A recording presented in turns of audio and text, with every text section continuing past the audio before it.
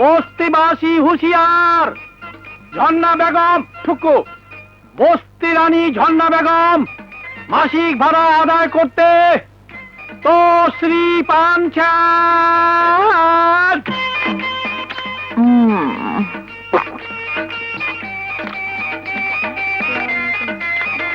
ওয়ালাইকুম সালাম আসসালামু আলাইকুম। সালাম আপা। ওয়ালাইকুম।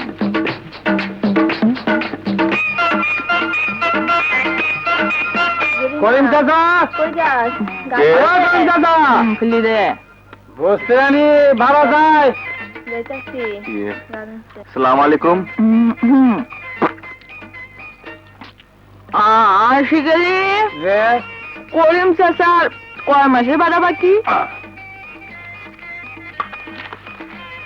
তা বেশি বাকি নাই, মাত্র 12 মাসে। কথা বলে আমাকে লজ্জা দিও না মা, বড় কষ্টে আছে। এই নাও 2 মাসের ভাড়া। এলো খুব কষ্টে আছেন চাচা? মা, তোমার চাচির অসুখে টাকা জোগাড় করতেই তো আমার জান যায়। এই ধরেন 1 মাসের ভাড়া, চাচির চিকিৎসার লেগে দিলাম 80। ঠিক আছে। আই চল।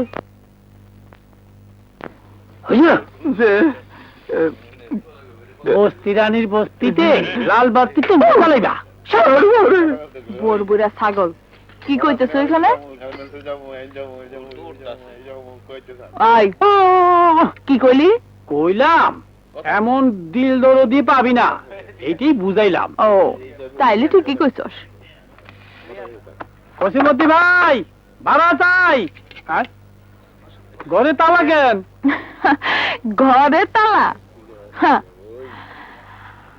আমার টাকা মাইরা যাইব কই? সিল্লা কাইটা লবণ লাগাই দিব না? চল।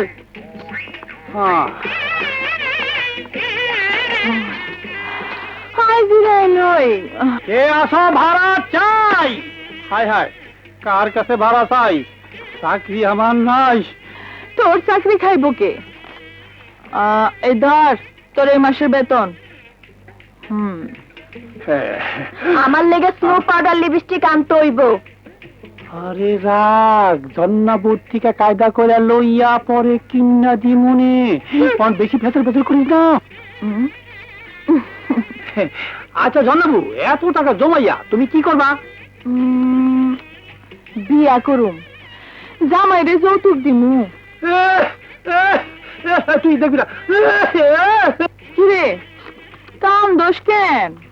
যুগের কথা ভাইবে বুবু কান্তাজি। ওই যা আবার যা ভাবলাম যা। সারা জীবন দেখাইলাম মাইয়ার বিয়েতে বাপ মাই যৌতুক দেয়, অহন দেই নিজের বিয়েতে নিজেই জামাইরে যৌতুক দেয়। দেখ আমার কি